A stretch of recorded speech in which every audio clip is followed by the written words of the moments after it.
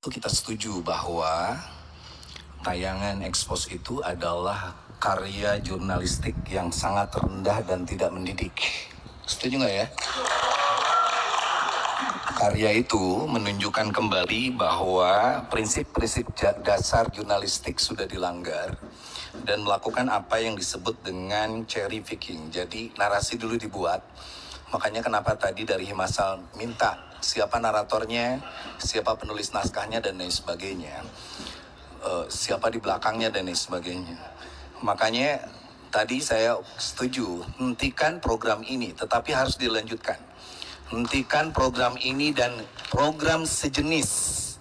Karena banyak sekali program-program, walaupun Ibu tadi bilang ada program dan penghargaan, tapi justru di sisi lain ada program-program yang sangat tidak paham terhadap apa yang disebut dengan makhzunin nafs, kearifan yang ada di pesantren.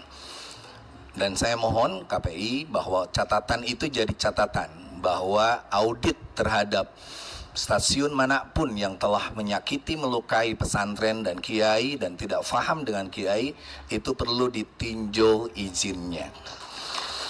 Nah, yang kedua, Pak Pimpinan, saya rasa kalimat edukasi dan literasi itu menjadi sangat penting, Bapak. Ada 39.000 lebih pesantren dengan 4,2 sampai 5 juta santri. Ini catatan kami dari Komisi 8. Tetapi kita melihat bahwa cara pandang orang di luar pesantren melihat pesantren itu masih pakai cara pandang lembaga keagamaan di abad ke-18. Ini sudah abad 21, di mana pesantren terbuka dengan demokrasi. Pesantren sangat mencintai negeri ini sampai kami baca hubul wapon minal iman.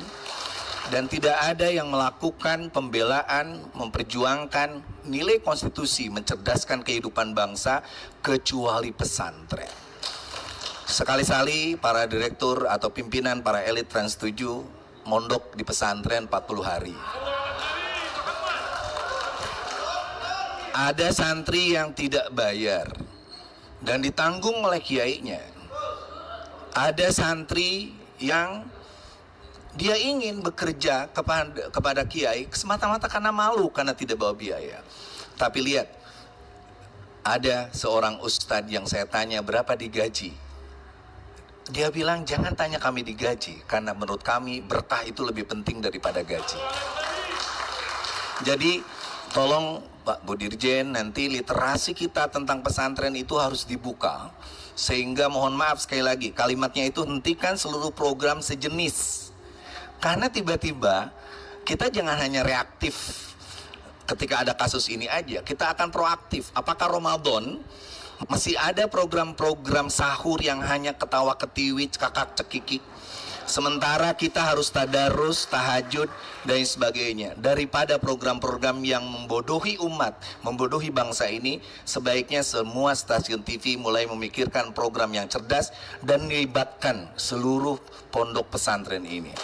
Yang terakhir, pimpinan, ibu-ibu, Pak Cucun, Pak Jazil, saya adalah lulusan pesantren. Tetapi di berat didikan pesantren dengan kiai, Pak Cucun jadi pimpinan DPR, Pak Jazil pimpinan Banggar, kami di Komisi 8 seluruhnya, Pak Ari, Pak Soleh dan sebagainya. Sehingga kami memperjuangkan undang-undang pesantren, undang-undang pesantren nomor 18 tahun 2019. Dan itu sudah disahkan. Ini bentuk afirmasi negara, bahwa negara betul-betul tahu persis perjuangan panjang pesantren, sejarah pesantren. Dan ini yang seharusnya diangkat, bahwa kami hari ini tidak minta kenaikan gaji, memang tidak ada gaji. Kami hari ini kekurangan RKB, kekurangan asrama, sehingga kami menggunakan apa yang ada. Kiai-kiai kadang-kadang mewakafkan seluruh hartanya, tenaganya, pikirannya dan lain sebagainya. Ini ya mau tidak mau kita malu, ibu-ibu. Sebenarnya para kiai tidak mau dibela oleh kami, tidak mau dibela oleh Himasal. Tetapi anak-anak kami harus tahu bahwa kami bisa seperti ini, bisa berkiprah tengah masyarakat, para dai-dai ini, itu semata-mata karena barokahnya para kiai. Yang terakhir, saya minta agar PH yang menangani ini tolong disebutkan namanya. Kami akan datangi mereka untuk Jangan sampai ada PH-PH lain. PH-PH lain yang hanya karena cuan, rating, narasi dan saya belajar. Ingat, kita harus mengapresiasi santri saat demo. Kami datang baik-baik, kami hanya baca doa. Kalau tidak ada kasus ini, Trans 7 nggak mungkin didoain kiai-kiai itu. Salawat dan lain sebagainya. Kami tidak pernah berpikir ibu-ibu, hanya santri, hanya pesantren yang bisa demo dengan cara yang konstitusional. Dengan cara santun, bicara baik-baik, dan lain sebagainya. Kurang apa lagi? Mau menuduh kami feodal, mau menuduh kami melakukan eksploitasi, mau menuduh kami tidak terbuka dengan budaya-budaya luar.